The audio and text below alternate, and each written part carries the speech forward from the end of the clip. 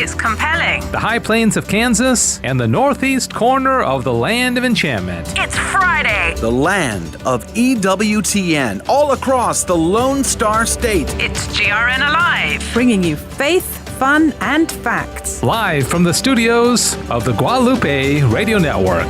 Join us on the show. Call 877-757-9424. 877-757-9424. Hey, good morning. Welcome to GRN Alive Friday morning, October 9th it is. Hard to believe we're already on October 9th of this wonderful year of 2020. Friday, 27th week in Ordinary Time. Today is also the feast day of Saint John Henry Newman. I think it's the first time we can call him that. Officially, he was only canonized last October. And so, happy feast day of Saint John Henry Newman. And we are headed into holiday weekend with Columbus Day on Monday. Cecil's going to have a little bit more on that. My name is Dave Palmer, host of this program on Fridays. Joe and the crew down in Houston host the Monday show. And joining me, Cecil behind the glass. How you doing, Cecil? Good morning. I'm doing well. Thank you. Good to see you. Dr. Chris Malloy, good morning. Good morning. Good to be here. Blue bow tie. Is that what for it those is? who are not on Facebook. I just got it. You just put them on. That's right. It's out of your view. Alex Trevino, how you doing? Doing great. Later on the show, we're going to have a more thorough update about mission180.org. A lot of videos up and there. You'll know why I'm feeling so great at 8:50. And so you're stick around. and you're not wearing a hat. I'm not wearing a hat today, no. No, I got my hair cut actually, so Okay, had to all show it right. off. Another reason to get on Facebook, which leads me to see Alex's haircut, There of you go. course. Diane Xavier, who also has a nice hairdo, working this morning. You won't see her, though, is running our social media platforms. So if you go to Facebook or Twitter and do the handle of @GRN Online, you will see what everything looks like behind the scenes. So we do invite you to do that as well.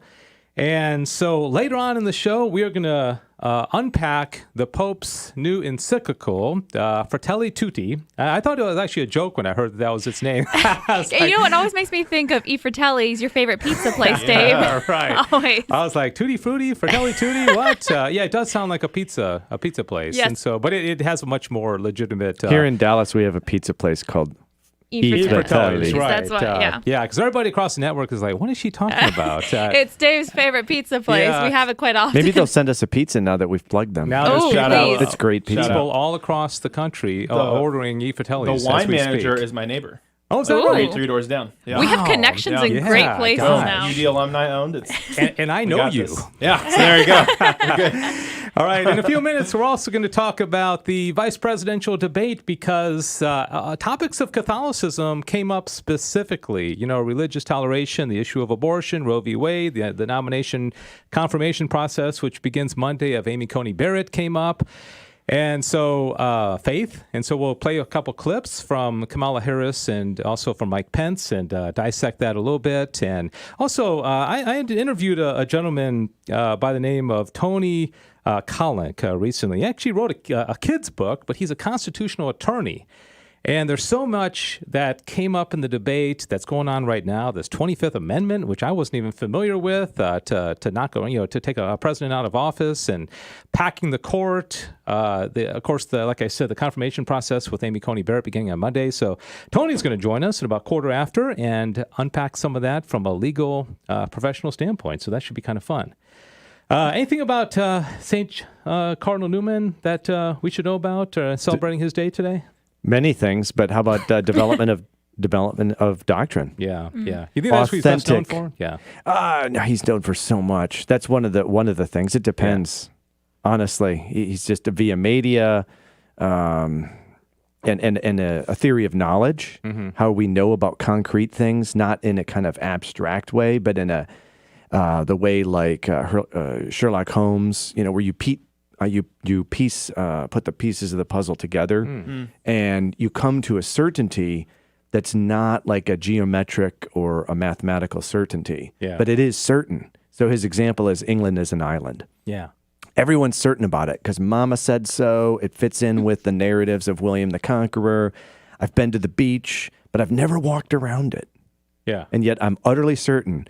Versus people like John Locke who say, hey, I can only be as certain as the evidence warrants. And Newman said, no, the mark of an educated person is to say, I can be certain in this or that area according to what's needed for certainty. For a mechanic, you need this. For a mathematician, you need 5 + 2 is 7. You need that kind of certainty. Yeah, it's like epistemology, right? Yeah. Oh, yeah. Yeah. Study But development of right. dogma is certainly a hot topic today. So. All right, very good. And we'll be talking about that because there are some people who have criticized the Pope's encyclical in how some of the development, whether they think may not be legitimate, what to have to do with the death penalty or the just war theory. And there's a lot in that encyclical. I mean, I read it and my eyes were glazed. I didn't read the whole thing. And I was just like, wow, this is like 65 pages. Yeah, it was really long. I think it's his longest one. So we'll talk about that. We always invite your comments and your questions for our guests or any of us. Join in on the conversation, 877-757-9424.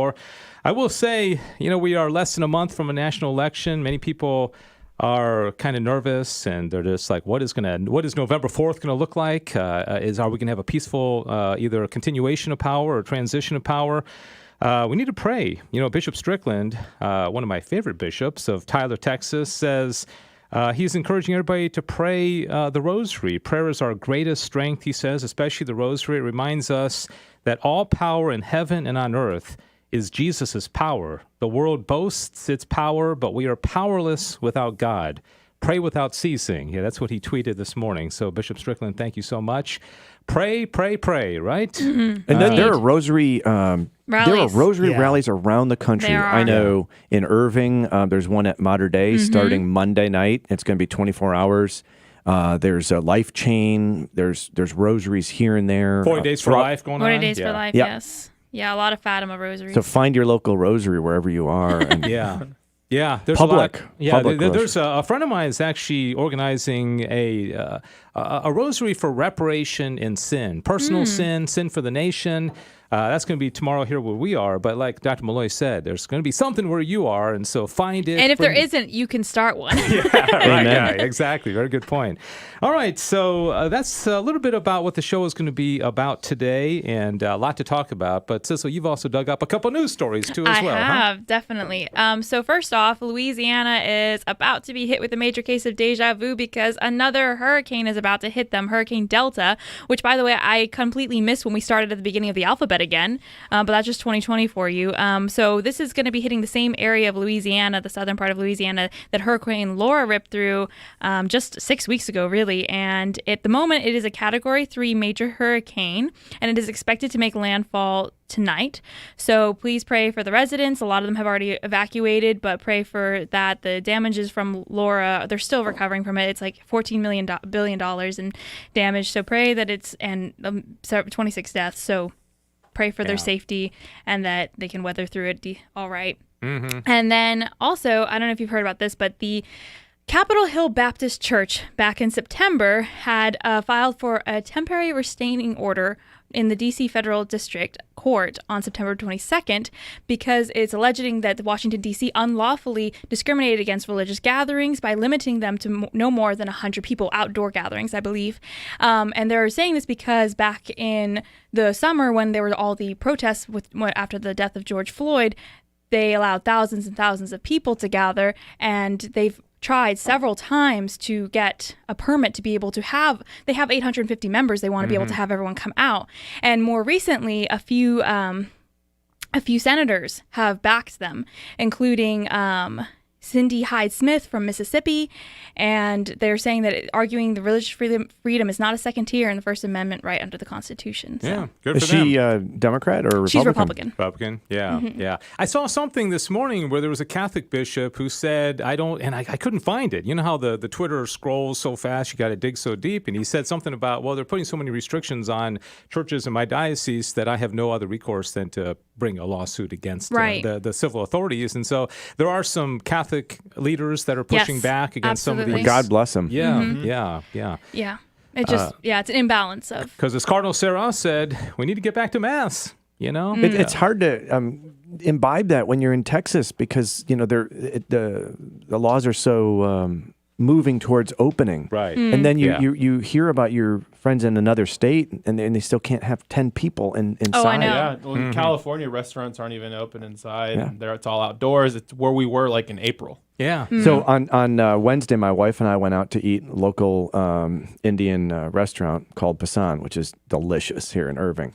And Shout out to them too. Yes, there were exactly. 2 people in the restaurant, and he said he can barely pay the rent. And so the thing is, people come on the weekend, but on the weekdays, everyone's at home, interneting. So no one's in the Right. No one's office, going to lunch or anything. so they don't go to lunch. Yeah, and I hope it all comes back. And- It's sad. So many businesses going down, and some of them permanently. And so, all right. So anyways, what else is going on? Next thing Bring is, it up. as, Let's go.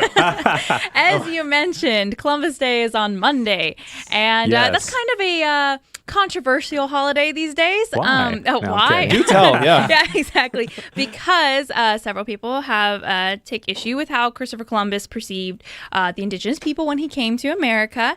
And so actually, I didn't realize how long this has been going on, but back in 1977 is when the International Conference on Discrimination Against Indigenous Populations, that was in the Americas, that was a mouthful, is first started discussing replacing Columbus Day to be celebrated instead as Indigenous Peoples Day, which apparently is celebrated in some places. So, funnily enough, the city of Columbus, Ohio, is not celebrating Columbus Day this year. Yeah.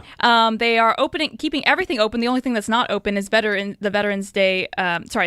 It's only being closed on Veterans Day, but it's not being closed on Columbus Day There's this year. even talk of possibly changing the name of that city to like Labor City or something. I heard that. I don't know if I wanna live in Labor City. Labor City. Lennon I don't like City. the idea Yeah. of Labor City. I do want to say in relation to Columbus, Stalinopolis. Most of us grew up, hearing, 1492, Columbus sailed the ocean Yes, blue. It was yes. all very, positive and everything. And Chris Check, the president of Catholic Answers, was on Sunrise Morning Show this morning as I was driving in. I heard he was talking to Annie, and he is giving a talk Sunday evening. It's a live Zoom stream talk for the Institute of Catholic Culture. And I think you have to register, but it's free. And it's called Saint Christopher Columbus, ? The True Story. Chris Check, president of Catholic Answers. He doesn't whitewash. He like everybody else in the world, he's got his faults. He wasn't perfect. Everything he did was not perfect. But if you want to get a Catholic perspective on Christopher Columbus, check out instituteofcatholicculture.org. It's going to be Sunday evening beginning at 7 o'clock Eastern time, a live presentation. So I just thought I'd kind of That's throw that in awesome. as well. That's really interesting, actually. I'm definitely going to tune in. One more thing, Dave, I wanted to bring up. We talk a lot about crazy things that are going on in the world. I wanted to do a feel-good story, if you All don't right, mind. all right. I thought it Puppies would and be good butterflies. to end it. Unfortunately, no puppies or butterflies. But a young gentleman, Adria Ballester, I'm going to say is how we pronounce it, a 26-year-old in Barcelona, has started doing something that I think is pretty cool. He is setting up 2 fold-away chairs and a sign with large letters that reads "Free Conversations," and has people just sit down and he can speak Spanish, English, and come and just talk with him and just talk freely, because he says that we've lost the art of conversation. And so he just says he gets to hear all sorts of stories from people all around the world, and he says that we need to connect with one another, especially with COVID going on. We've kind of lost that personal touch between He must each have other. read for I was going to say that's a perfect segue to Fratelli Tutti. I know. Yeah, I'm just yeah. like, Wow. The Pope, That's and literally what he says. There was a lot that I liked in that encyclical. I didn't read the whole thing, but that's one of the things that the Pope hit on, is just the inability for us to just sit down, dialogue, have a Right. conversation Yeah. with people. That we're too without neighborly. We're not balkanized. brothers. We don't actually listen to each other. We just live next to each other. I'm just Yeah. that good, guys. Yeah, good story. nice. Thank Thank you. I Very feel nice. better already, don't you? Barcelona, but you have to say Barcelona. Okay, Barcelona. And I'm glad you can do it in multiple languages. And Yes. I'll have conversations with anybody free as well. In Yeah. fact, I'll do it on the radio. Can you do I'll Greek? get you a shirt. Latin. All right, let's get on to the vice presidential debate, which was Wednesday evening. Mike Pence and Kamala Harris from Salt Lake City, Utah. And I think the reason this was very important is that both the men running for president are in their 70s. On Inauguration Day, Biden is going to be 78, Trump will be 74. There have been questions about both of their health. Of course, with the president a week ago, we were announcing that he had come down with COVID, but he seems to be recovering from that. All right, let's play a clip, and especially the things that touch on our faith and morals. And I'll start off with both Pence and Harris were asked about the overturning of Roe v. Wade and what would they hope would happen in their home states of Indiana and California. Neither of them really answered that question. Right. But this we'll start with Pence, and this is what he had to say with issues related to Roe v. Wade. I couldn't be more proud to serve as vice president to a president who stands without apology for the sanctity of human life. I'm pro-life. I don't apologize for it. And this is another one of those cases where there's such a dramatic contrast. Joe Biden and Kamala Harris support taxpayer funding of abortion all the way up to the moment of birth. Late-term abortion. They want to increase funding to Planned Parenthood of America. Now, for our part, I would never presume how Judge Amy Coney Barrett would rule on the Supreme Court of the United States, but we'll continue to stand strong for the right to life. All right. So pretty distinct difference between the two. And it was interesting because as he was saying that, Kamala Harris, they always have the two-shot, and she's kind of like, nodding her head, no, it's not true, it's not true. But it really is true. I mean, there is a stark difference between these two administrations on the issue of life. It's pretty. It's explicit. It's very clear. Yeah. I will work to codify Roe v. Wade. Yeah. That's what Biden's been saying. Yeah. Wow. Yeah. Another clip from Pence, and this also has to do with issues involving Barrett and other issues related to our faith.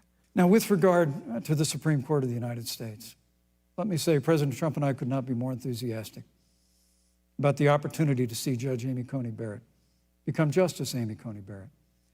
Now, she's a brilliant woman, and she will bring a lifetime of experience and a sizable American family to the Supreme Court of the United States. And our hope is, in the hearing next week, unlike Justice Kavanaugh received with treatment from you and others, we hope she gets a fair hearing. And we particularly hope that we don't see the kind of attacks on her Christian faith that we saw before. I mean, the Democrat chairman of the Judiciary Committee before, when Judge Barrett was being confirmed for the Court of Appeals, expressed concern that the dogma of her faith lived loudly in her.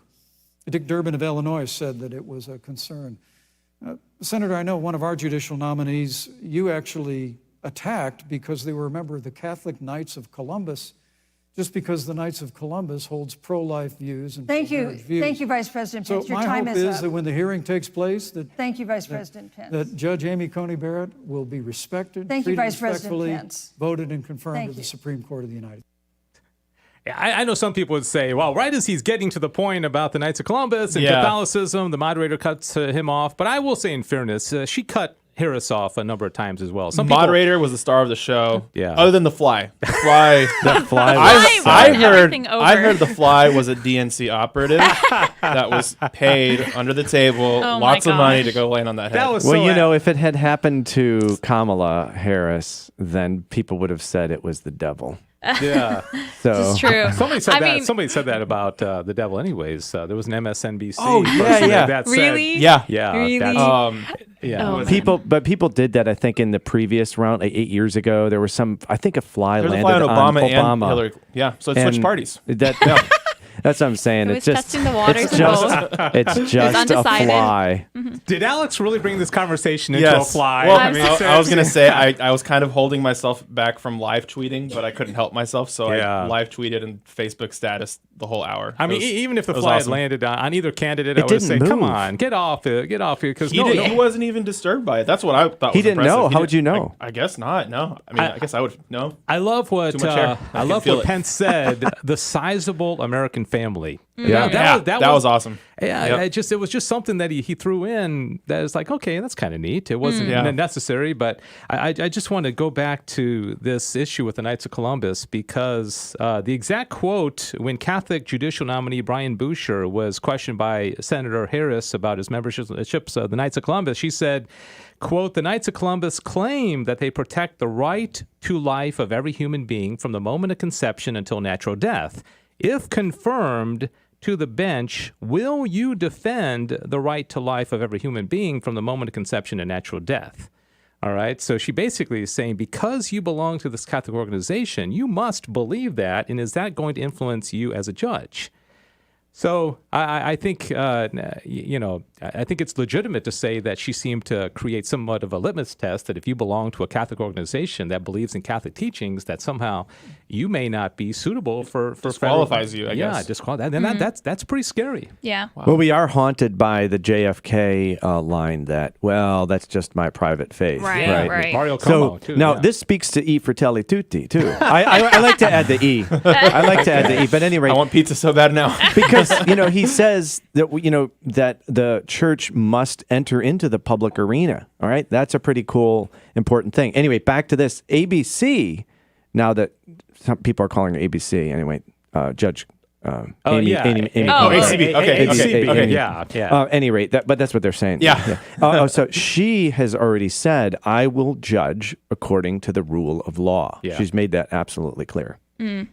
All right, so Kamala Harris shot back because she saw this as an affront to her faith, and so I want to play a clip from her as well.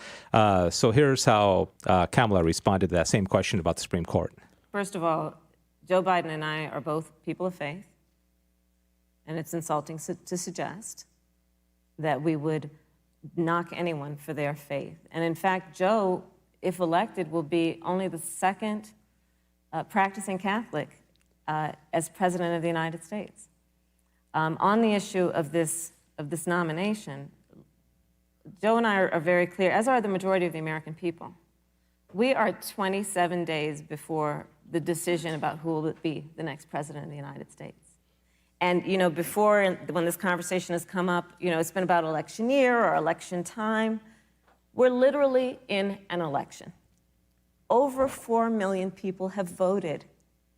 People are in the process of voting right now. And so Joe has been very clear, as the American people are. Let the American people fill that seat in the White House, and then we'll fill that seat on the United States Supreme Court. And to your point, Susan, the issues before us couldn't be more serious. There's the issue of choice, and I will always fight for a woman's right to make a decision about her own body. It should be her decision and not that of Donald Trump and the Vice President, Michael Pence.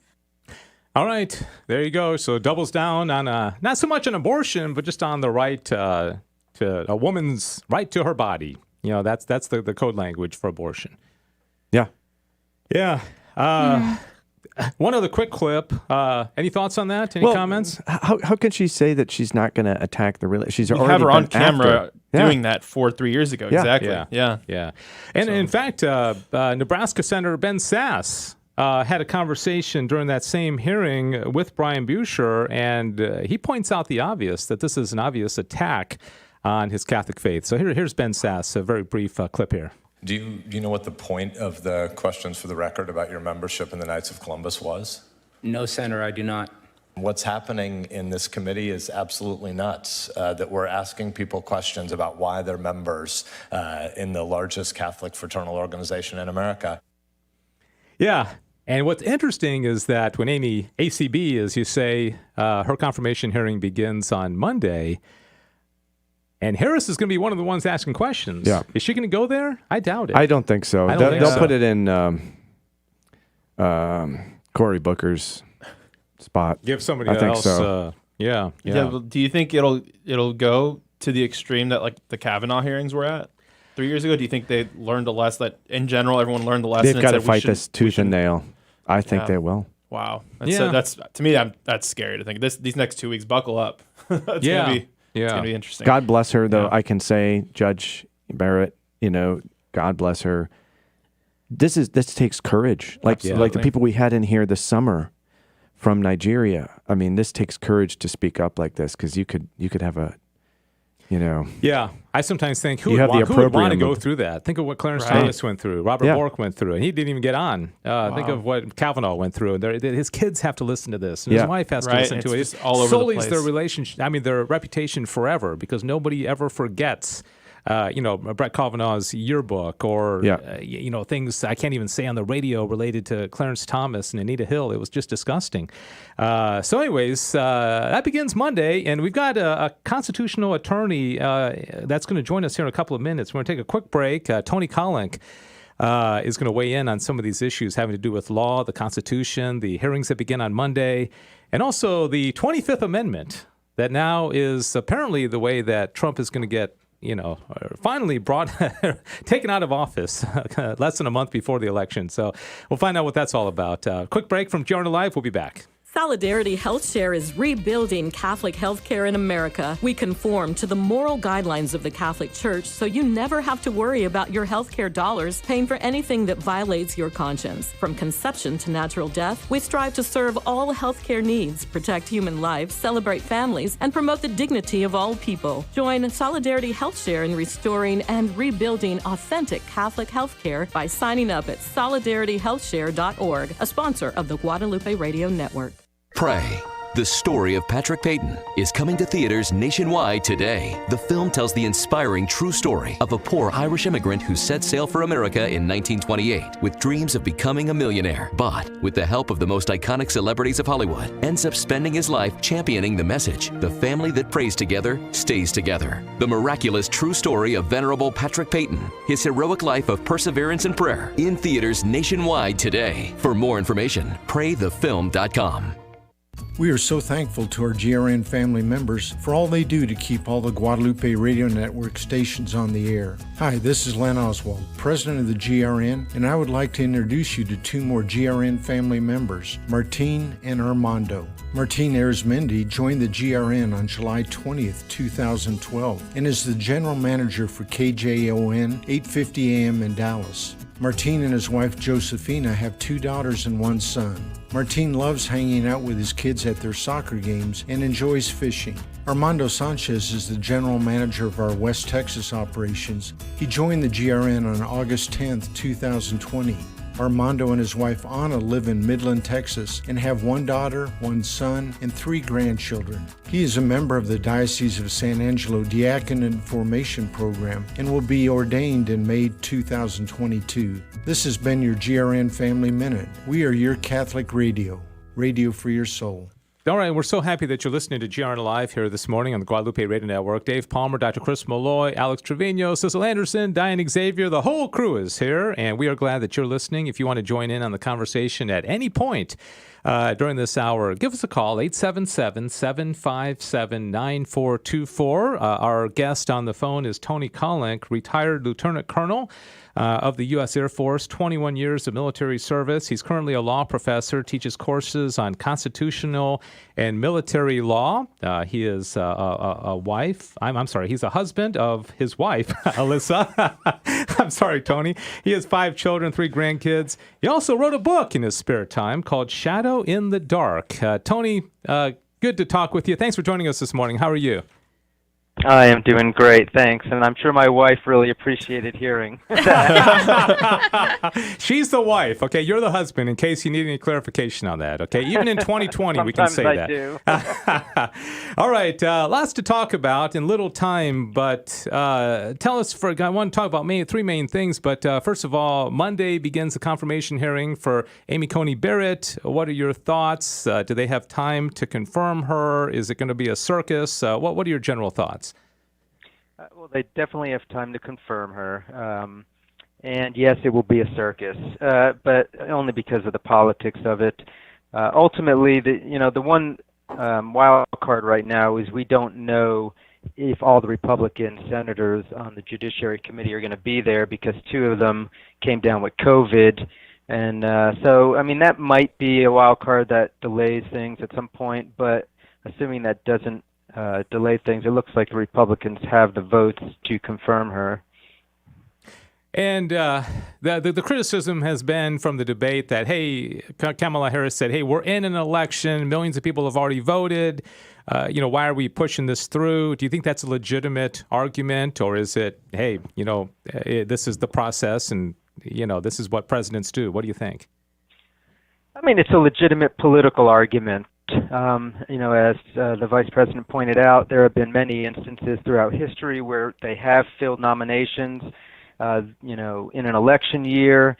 This is kind of close by historical standards. I think there was only one other justice who died this close to an election. And actually, I think Kamala Harris mentioned that President Lincoln didn't fill that slot until after the election.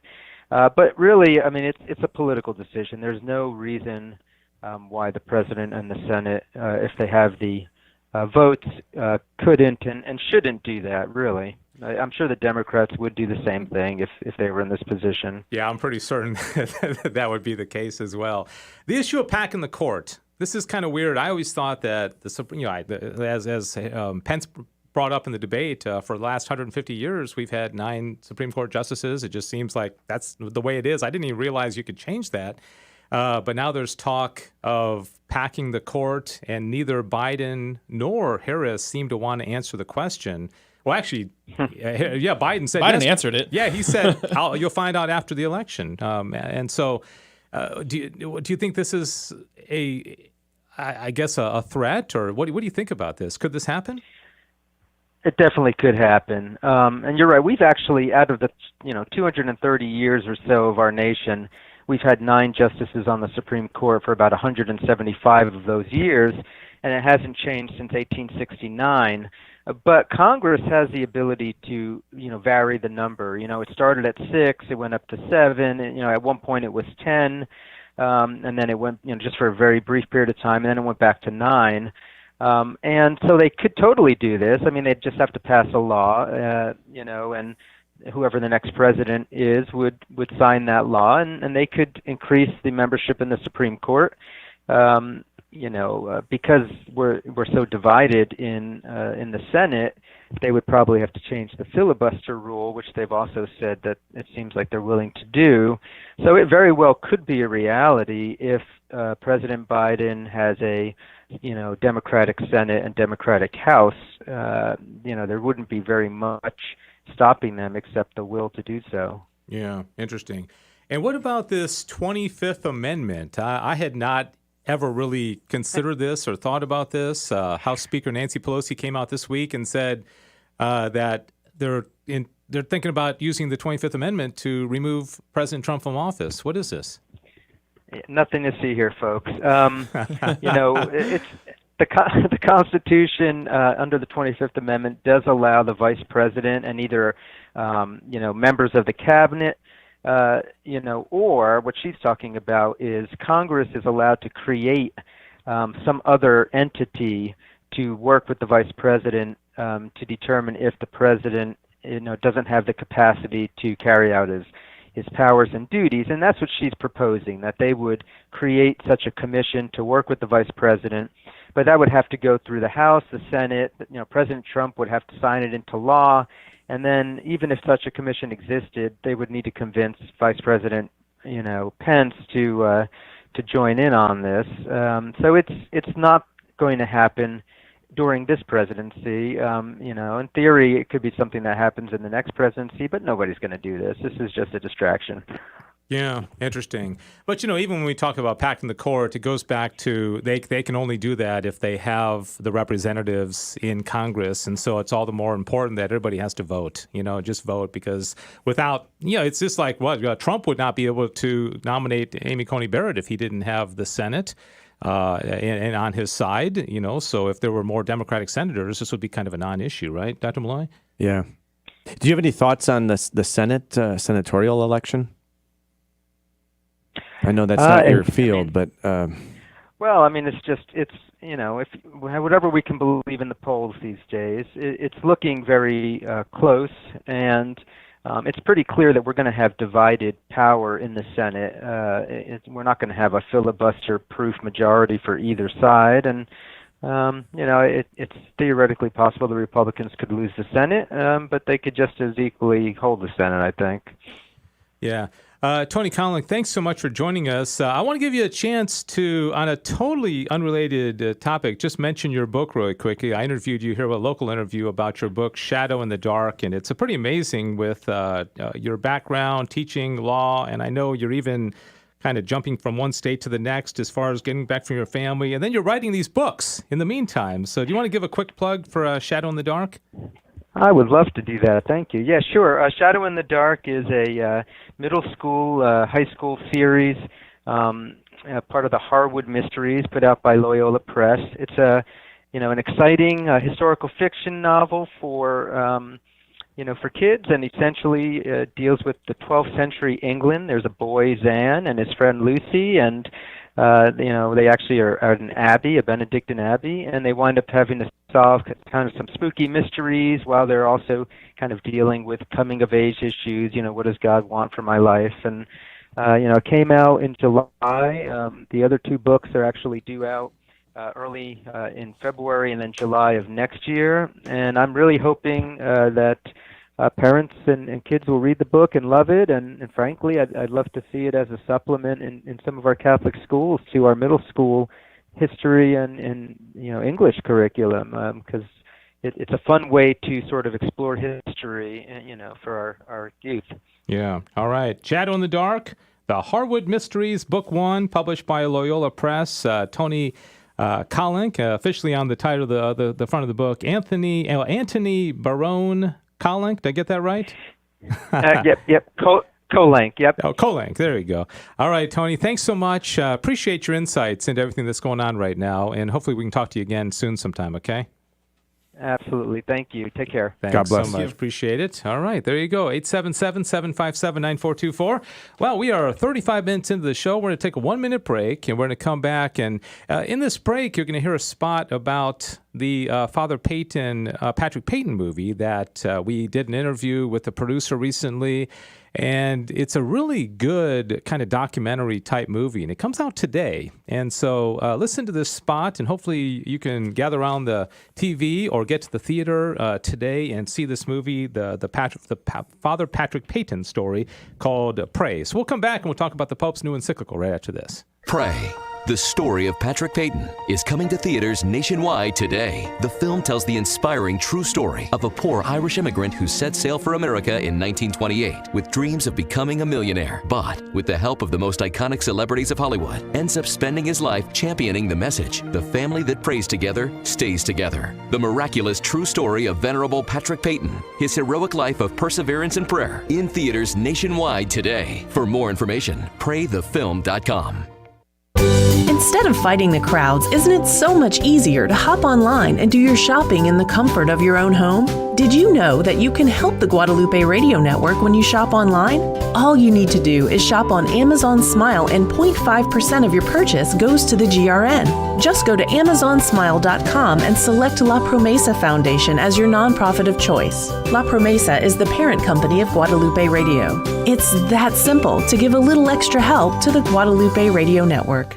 All right, we're back. It is now 37 minutes after the hour. The time is flying by. We've hit on a lot of topics, and we are going to close out for the remainder of the show talking, we're also going to talk about Emission 180 at the end, but let's talk about Pope Francis's new encyclical letter called Fratelli Tutti, and it is subtitled On Fraternity and Social Friendship. It's long. It's got a lot there. There's a lot to unpack. So if you've read it or if you have any questions about it, to give us a call, 877-757-9424.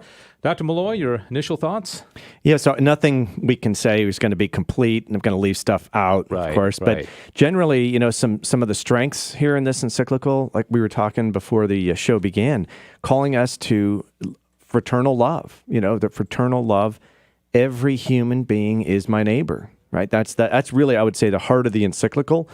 And how does that love manifest itself? Through listening, through dialogue, through being with the other. And this is all fantastic, especially with the internet. We tend to segregate ourselves into these blocks, and especially if we're monetized. We need to hold our opinion. It needs to become more and more distinct from that of others. I do think that's a temptation especially if we're monetized in this era of social media. He stressed the common good. He stressed both the universal and the local. Like, you need the local, not just the universal. And so there were a lot of really good, strong points. Some things to be aware of. He uses the French Revolution theme of fraternity, equality, and liberty. And, you can use those terms. They're great terms if understood correctly. There's always the difficulty, however, how some people are going to use these as, okay, now we can do something along the lines of a French Revolutionary thing. What do I mean? Divorce these terms from God. Divorce these terms from the specific truth of Jesus Christ and his one true church, the Catholic Church. If we were to do that, now we don't have to, but if we were to do that, suddenly we're severing this love, universal love of everyone, from some core truths of the faith, which aren't stressed. And so one of the things I'd like to see more stressed there is the fact that God so loved the world, he sent his only son. Only in his name is there salvation. Mm-hmm. There is salvation in no other name. No other religion provides salvation. Yeah. Now, does that mean you have to be a card-carrying Catholic before you die in order to be saved? No, it does not. But it does mean that if you're saved, it's going to be through Jesus Christ and his church.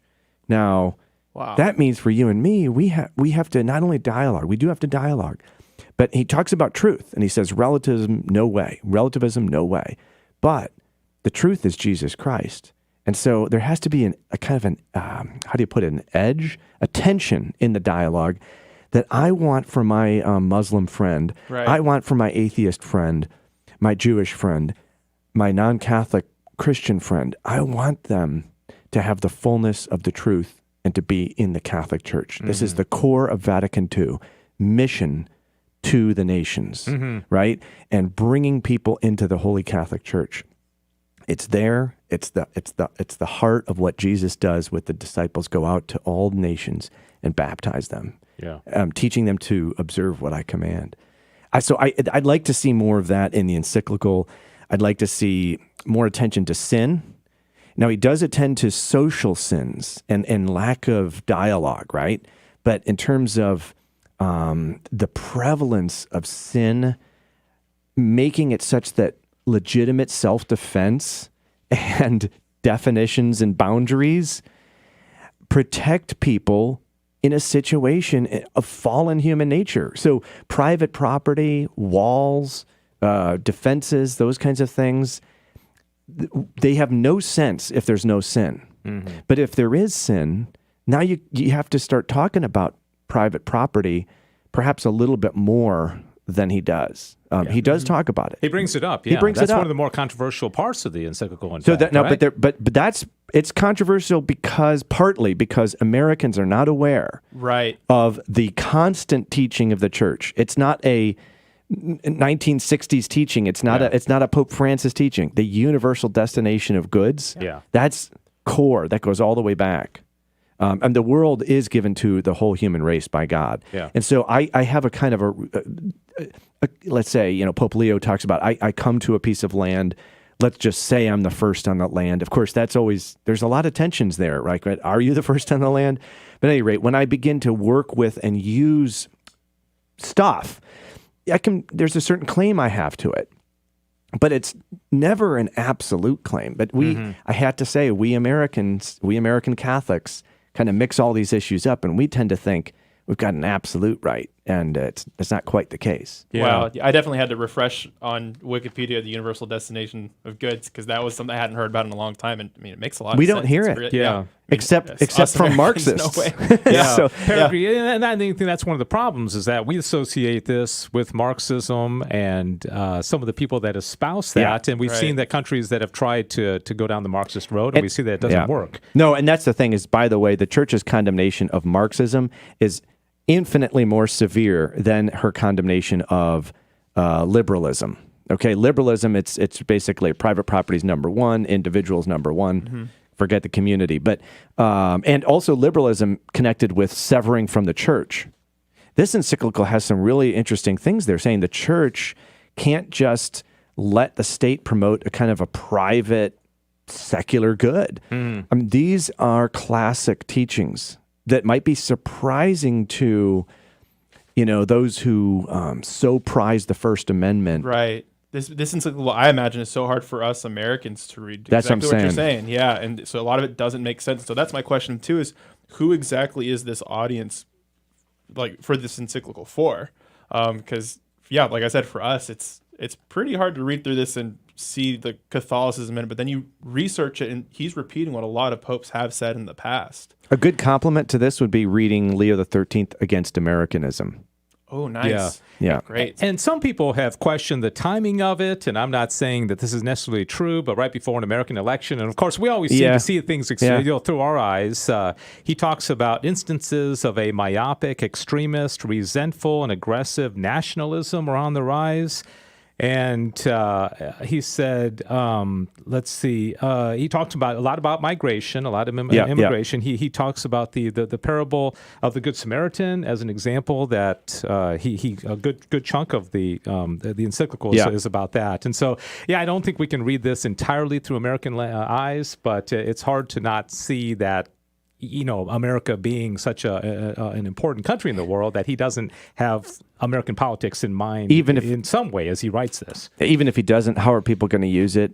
That's the thing is it's difficult when you say so much, but you leave out some of these crucial things like the centrality of Jesus Christ, not just for Christians, but as for the whole world. Humanity. Yeah. He's not just our private source of energy. Yeah.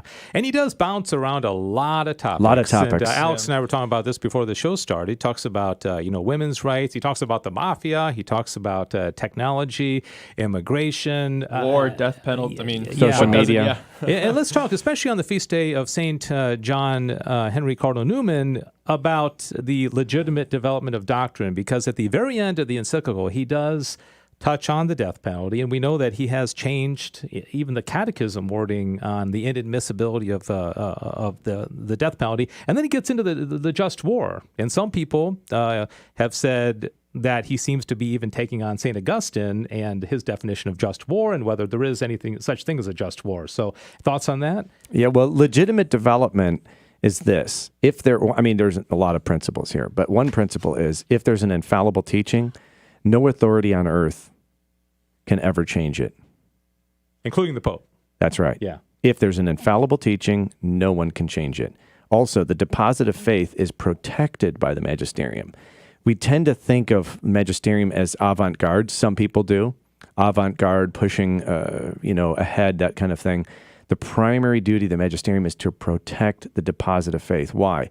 Because it's a gift from God. It's not human invention. So that's first and foremost. Now, it happens to be infallible doctrine that the death penalty is not intrinsically evil. It happens to be infallible teaching that defense, legitimate self-defense, including just war, is not intrinsically evil. That's infallible teaching. That's infallible. By the ordinary and universal magisterium. That is, and what does that mean? That means that the moral unanimity of bishops doesn't mean every last one. Mm-hmm. There are heretics who deny the divinity of Christ. Bishops. So what it means is over a good period of time when they're proclaiming something, and that's happened. All right. So they've already legitimate self-defense, just war, death penalty. These are not per se evil, but. So the way I think that Pope Francis is addressing this is the circumstances now don't warrant it.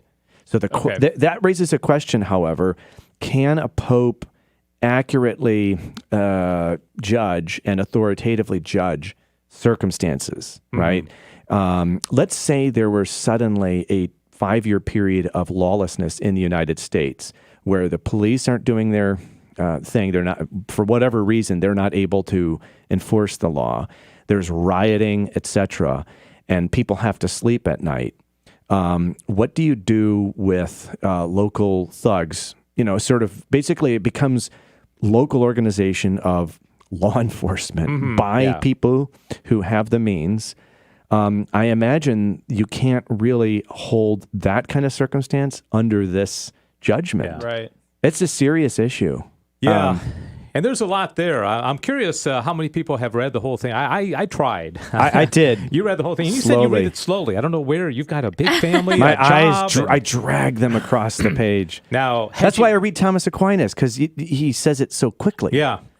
Long-winded things that take me forever. I never read Tolstoy. I did once. I do have a question, because there's definitely a lot of people listening and people that I know who fear that these sort of statements by the Pope open up opportunities for changes in teaching.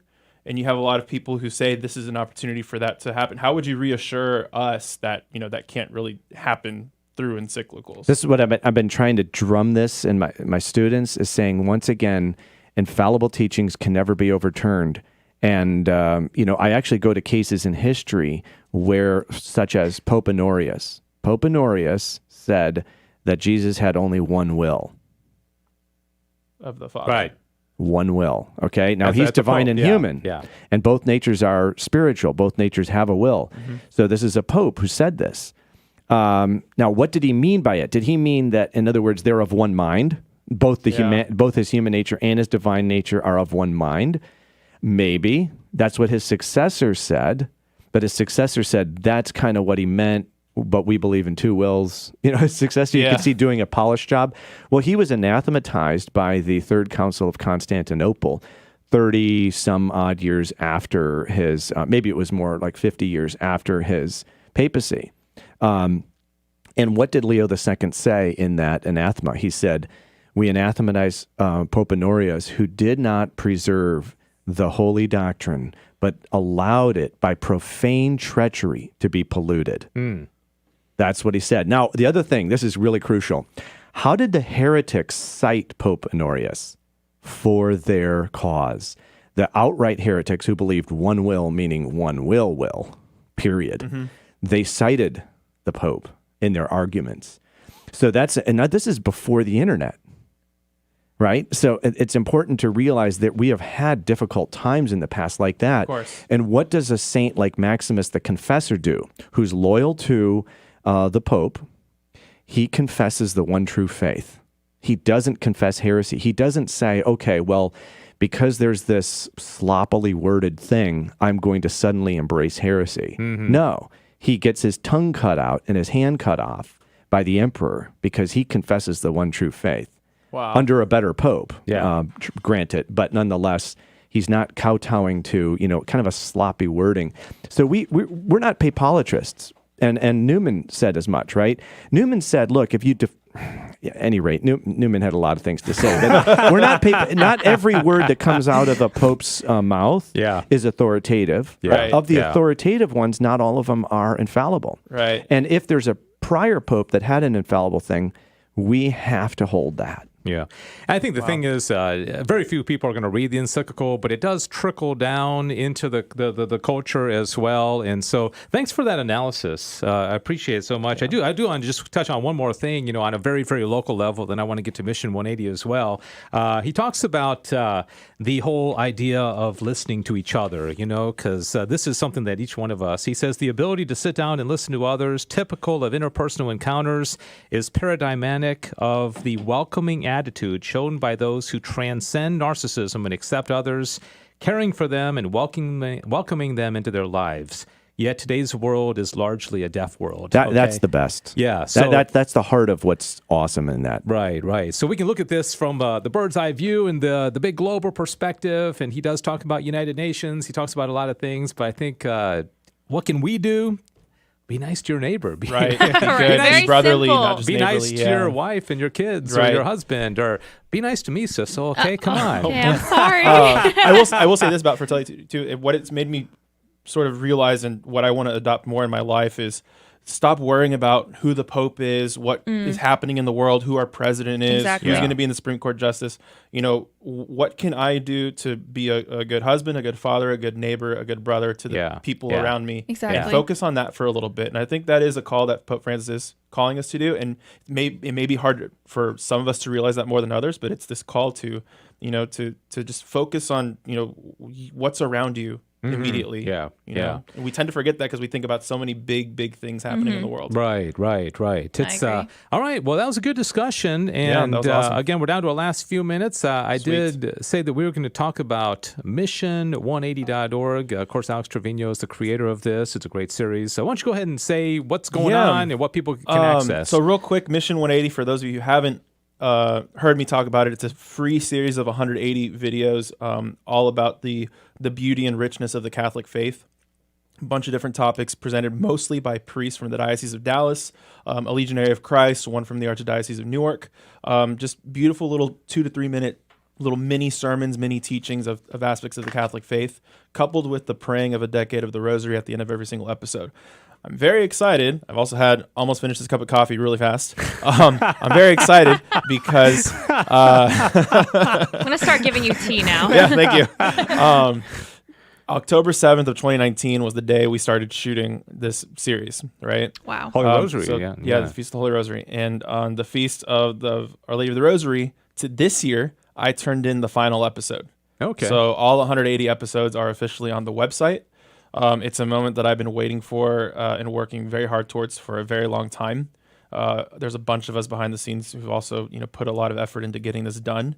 And all of the episodes are on the website. So when you go get your free account now at mission180.org, you can access 180 videos all about the truth, beauty, and goodness of the Catholic faith. It's amazing. Yeah.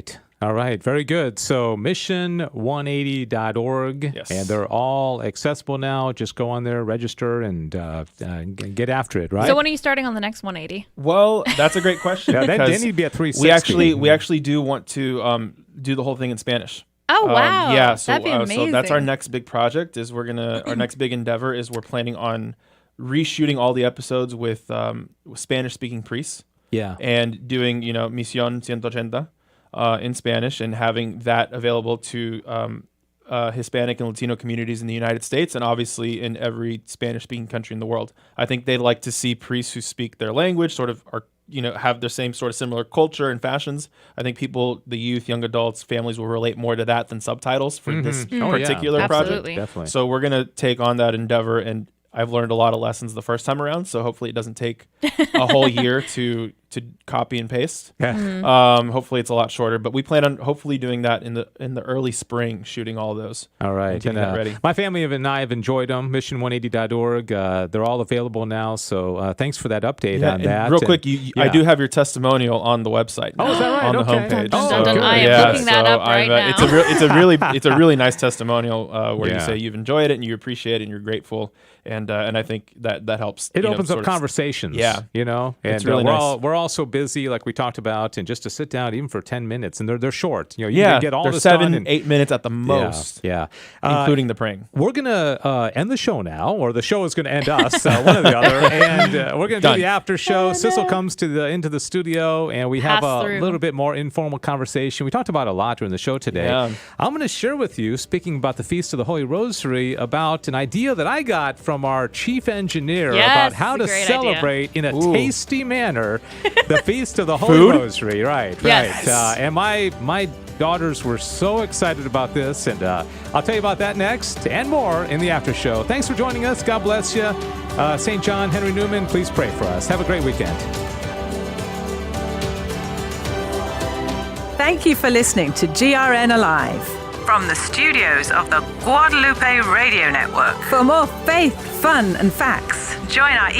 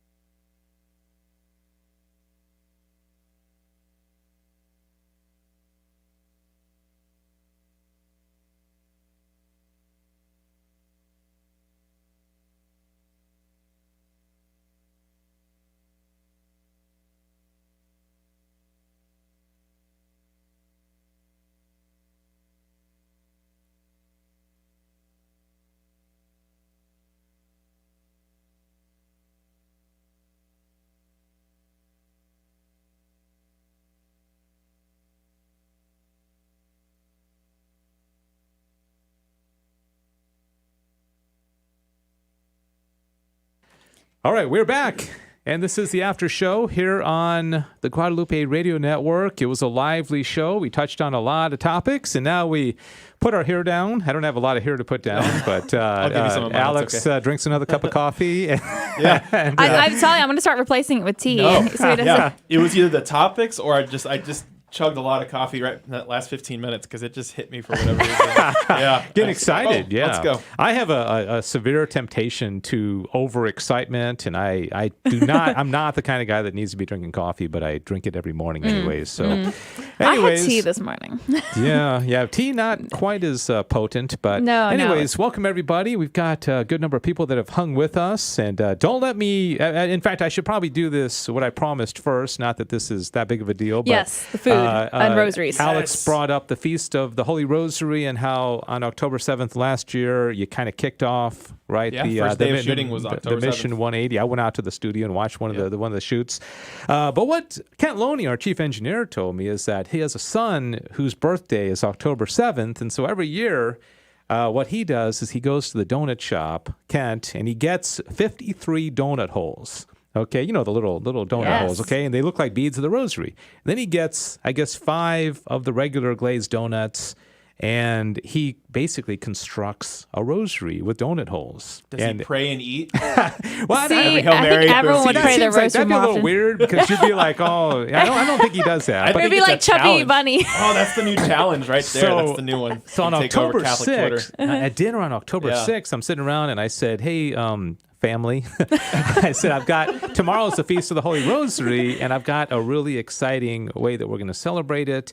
And I'm not going to tell you what it is. And so I went to the donut shop and I got them. And I don't know, any way to get kids excited about the rosary. But I no, mean, we it's a pray the great. rosary. I was excited when yeah. Dave's like, Yeah. I got to go out and find like 50 something And you got a maca matcha green tea latte. He out bought of me a it, too. matcha green tea Yeah. latte out of So- it. And now I have to wait till next year to do this. No. Right. So sad. You can do it any day. I'm Yeah. like, would it be weird if I did a young adult event where we do a donut rosary, or is that just? I think that adults can enjoy this as well. I think. yeah.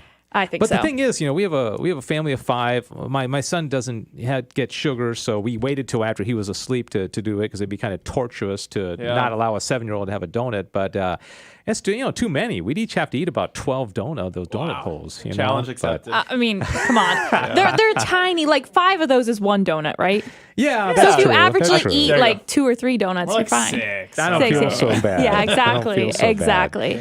All right, I'll let's say real quick. My family and I and a couple of our neighbors, we did a candlelight procession around our neighborhood, praying the rosary. Oh, that's oh wonderful. man, you're making my Yeah. donuts seem No, really no. I'm saying I it's didn't know good. this was a competition because I I'm didn't do assuming anything. you pray the rosary as well as eat. But not like a I'm not saying candlelight it's bad. procession. I mean, No, wow. no. I mean, the donuts.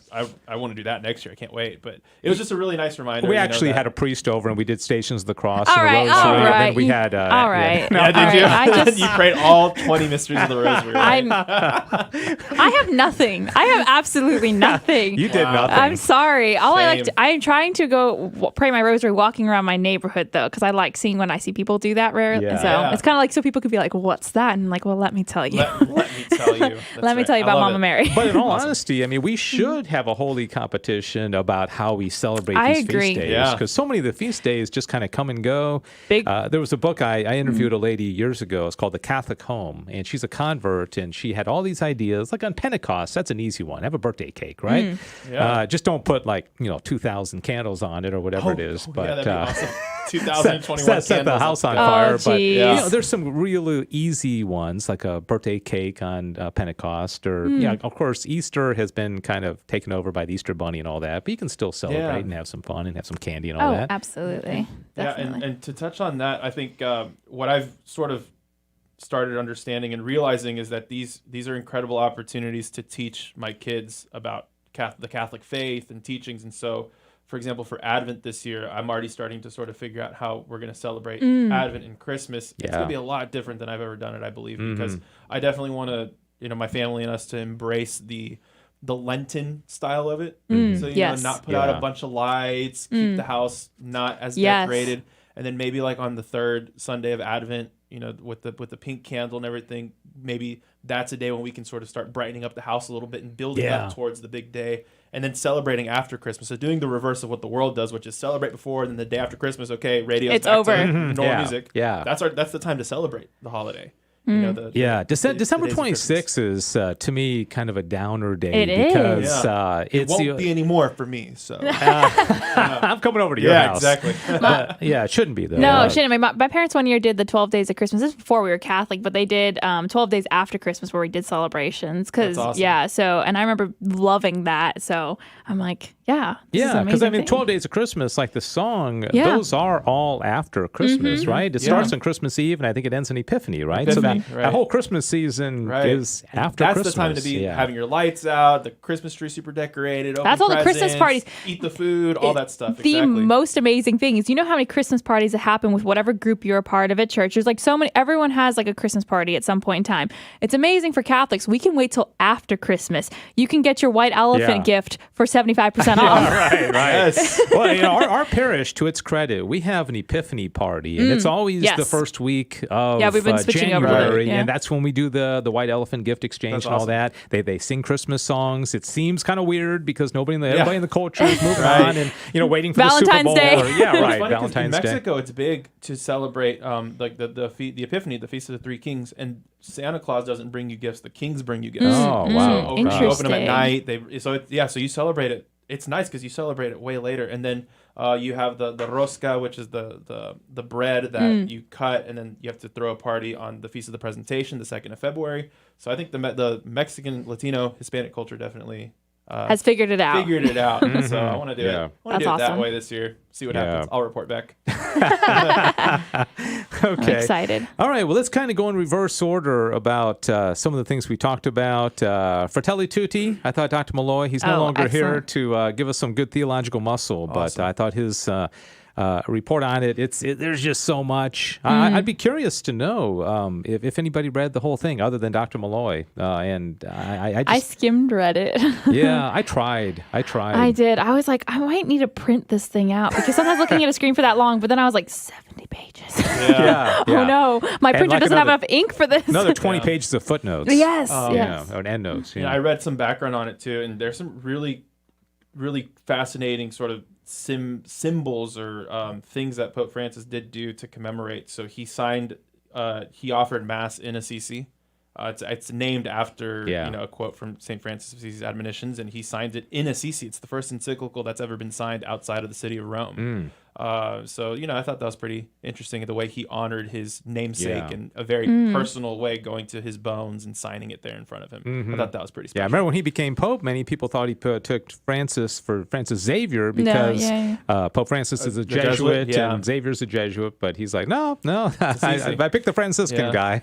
I still remember when he came out on March of 2013. He walked out very, just bumbling and just very shy. Yeah. And gave his blessing, and it was really sweet. I got to go to a mass right after that with him in like July. Yeah. Oh, wow. It was really, really cool. I mean, before all the stuff with the media with him. Yeah. But nobody really knew who he was. It was a really beautiful The experience. conclaves are really exciting, and Yeah. they have the white smoke, and it's Yeah. just it's such anticipation, and it's not only for Catholics. I think the whole world, in some degree, anticipates. Because it really does change the history of. The way the world moves. The Pope has a lot to do with it. I mean, think of the influence of John Paul II, Right, Benedict. when he passed away in 2005. Five, yeah. Right, and it's before social. Imagine if Pope John Paul II would have been around for social media. That would have been. Oh my goodness! Can you imagine ridiculous. JP2 tweeting? Yeah, that would have been nuts.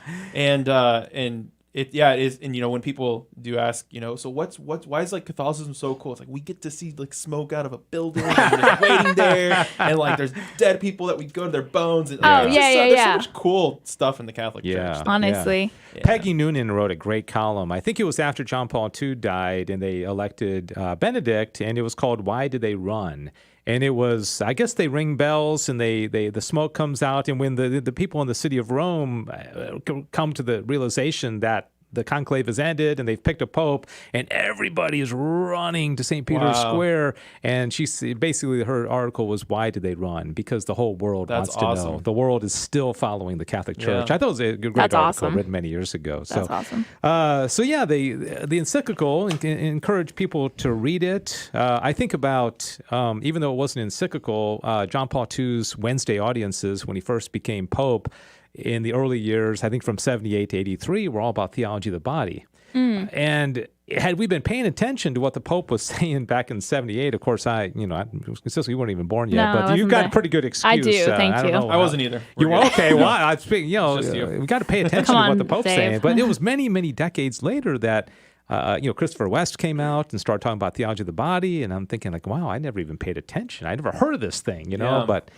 anyways, so any other thoughts on this? I mean, honestly, I like what we talked about at the end about being just a good neighbor, being especially right now. I feel like Pope Francis maybe not have been writing about America in particular, but we're in a time where everyone's very tense, I'd say. And it's I keep seeing a lot of things on Facebook, which is the only reason why I'm not completely ditching Facebook entirely. People saying things like, just a reminder, after the election and after various things happen, we're still going to have the same neighbors. We're still going to be, these are the same people that we're going to be around, and we just need to remember that. And that, I don't know, quote unquote, the real America is the people around. You know what I mean? You see a lot of things on the news, and it's everyone hates each other, but we don't. We get along just fine. I mean, we make an effort to know our neighbors. We live in a cul-de-sac, and even when our previous house, and a lot of people, it's easy to ignore neighbors. I don't know them all. I mean, and we're not knocking on doors, giving cookies all the time, but I think it's important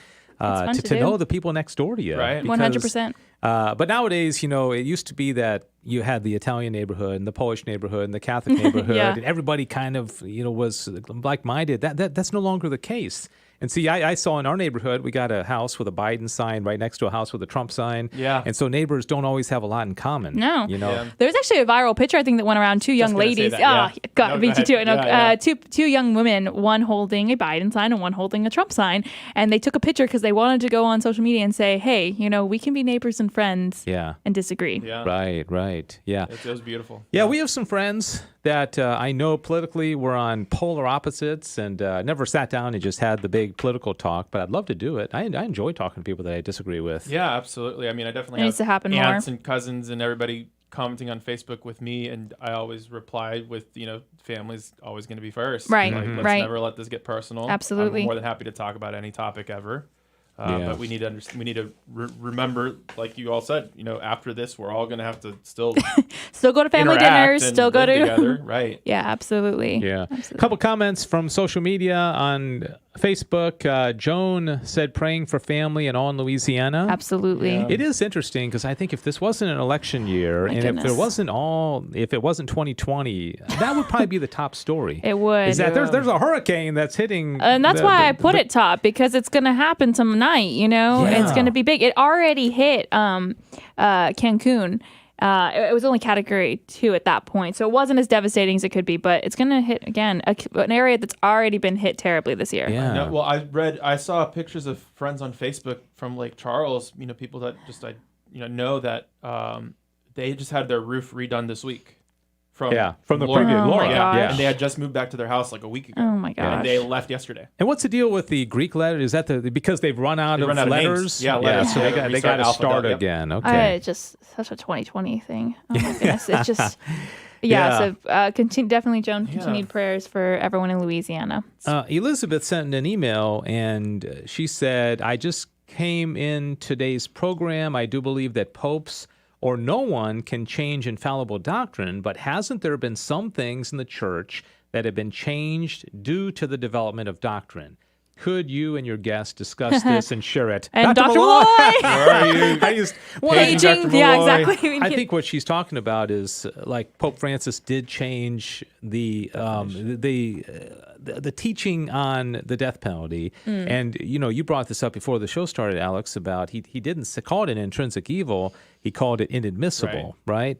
And so I think there's a difference there. So Right. And I don't think he can say that it's an intrinsic evil on par with abortion or euthanasia or some of these things. But he could say inadmissible is a tricky word. It just means it's in today's context, yeah, it doesn't make right, sense. right. And I can agree with that. But then what Dr. Malloy said, that was a great point, was, well, then who becomes the sort of arbitrator, the judge of, the context that we're in today? Like who's able to say authoritatively that it is so bad, or things are a certain way that this teaching becomes inadmissible. That also creates a lot of confusion.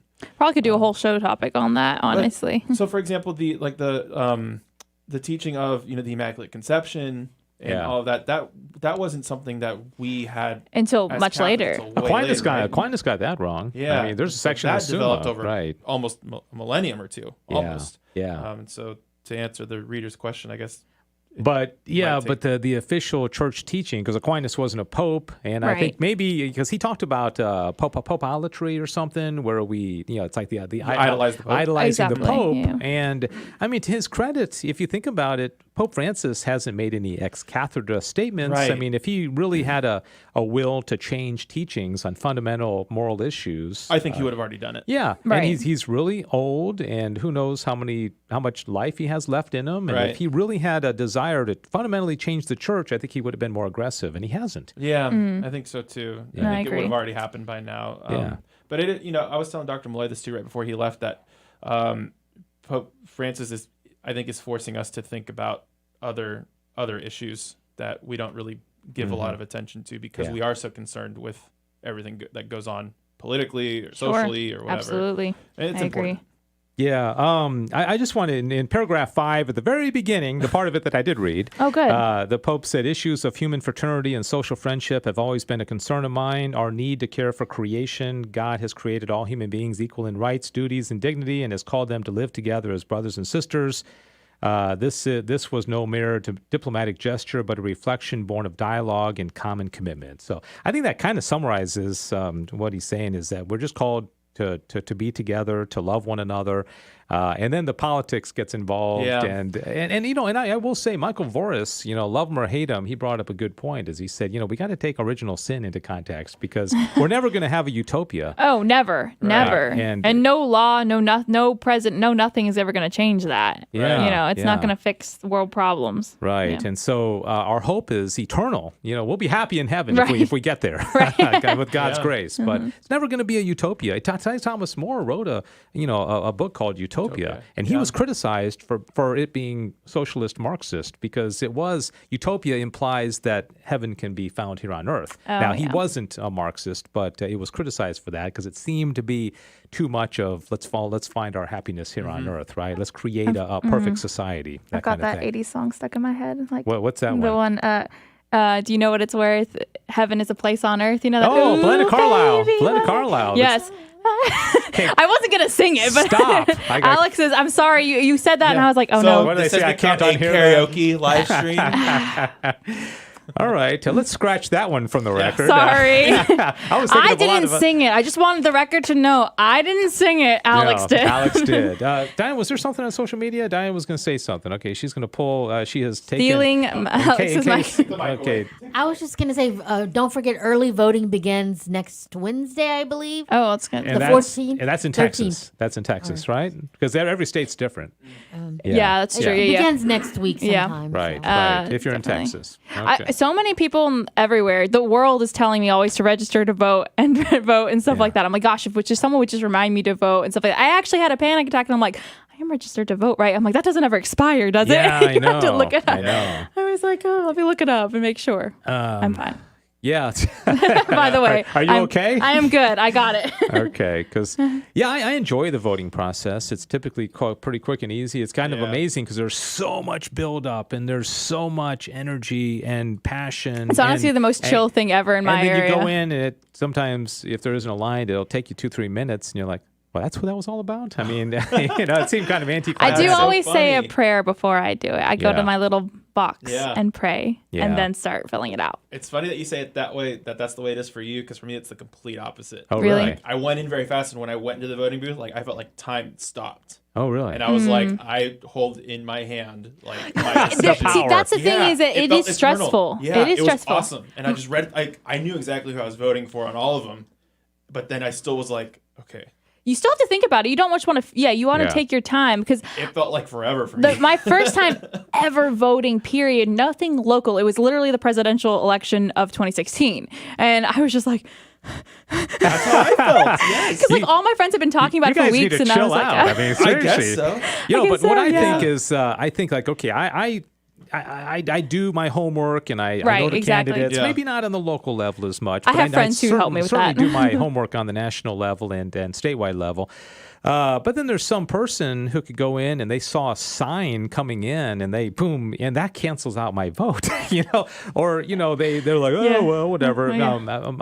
Matt Walsh has, and he's probably doing it partially for provocation, but has said ignorant people shouldn't be able to vote. Like if he's trying to cause some trouble there, but People take it too seriously. It's hilarious. Yeah, but seriously, should there be some Right. level of I've done my research. I've studied the candidates. It's maybe this is a really bad comparison, so I apologize in advance. But like somebody going in to have an abortion, they say, okay, you at least have to see an ultrasound before you make this decision. Okay, so again, bad comparison. But before you vote, maybe you should at least watch one of the debates. Competency test. Watch this video. Yeah. Read this. Sign this thing.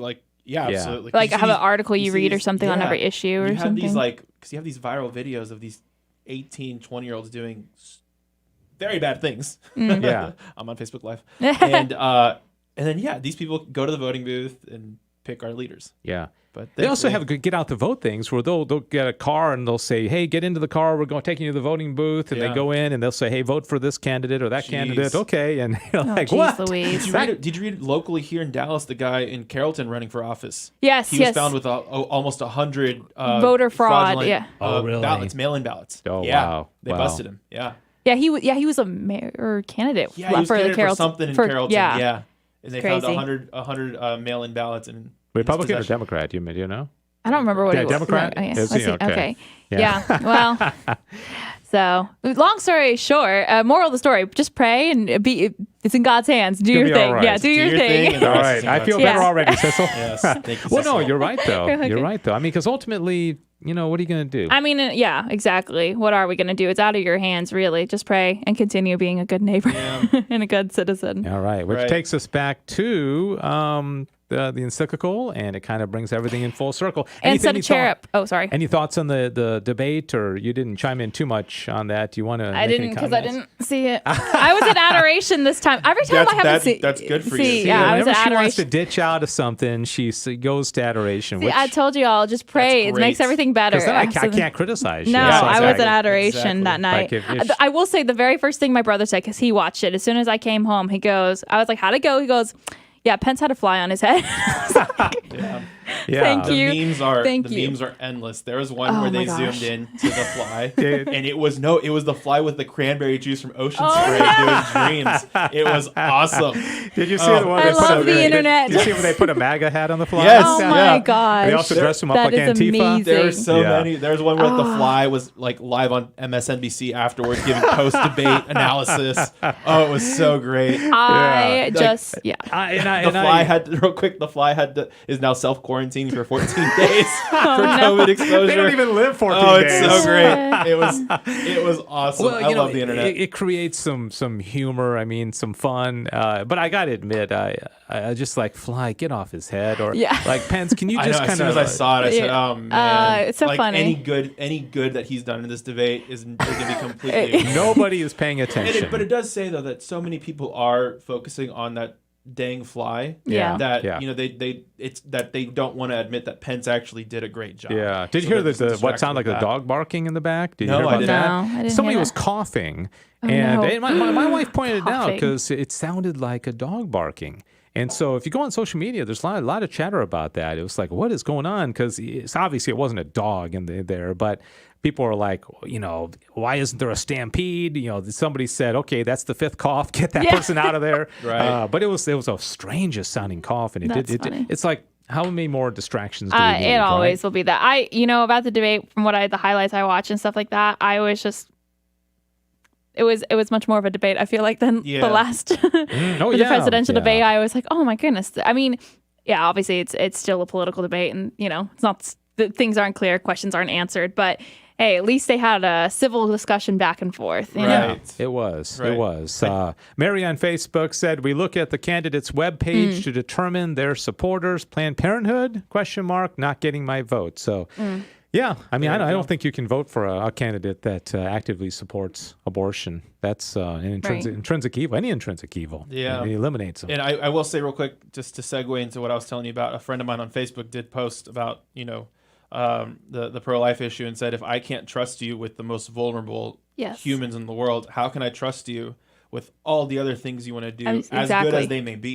Exactly. There are some things in the platform that in platforms that I do sort of agree with, but all of that coupled with 60, 75 million children killed in the womb in the last 50 years, that's why it's so difficult for me.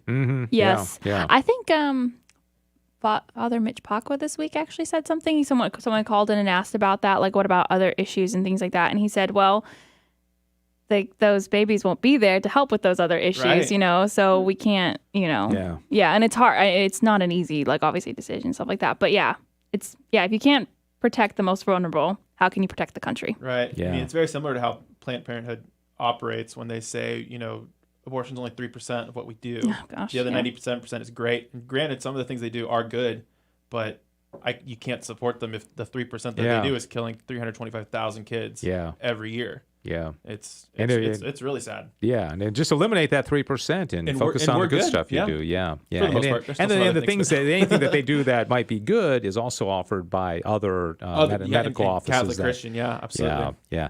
All right, I think that about does it. 25 minutes after the hour. Good, lively conversation. Thanks for everybody who is still watching and who contributed. I didn't get on Twitter. We normally have a few people. I was on it. Yeah. Any comments there? I was the only one on there. I mean, there were millions of people on there, but I was the only one when I put on. It was just me. Yeah. We're broadcasting to the entire world, and we had and you. it was just me on. Yeah, watching. So okay. I'm left. glad you were there. Thank you. Then So we had one watcher. Yeah. Okay. I hope you Yeah, enjoyed the broadcast. I did. All right. Thanks, Diane. She always does a great job on social media. Absolutely. Thanks, everybody. Alex, great to see you. Thank as you. always. Great to see you and too. don't Thank forget you. to go to mission180.org. That's right. Yeah. We're done with it. Yeah, you're done. Until the next 180. Yeah. And then you're at 360 and you went nowhere. Yeah. All right. Have a great weekend, everybody. Yes. And thanks for watching and listening to GRN Alive. God bless you. Bye.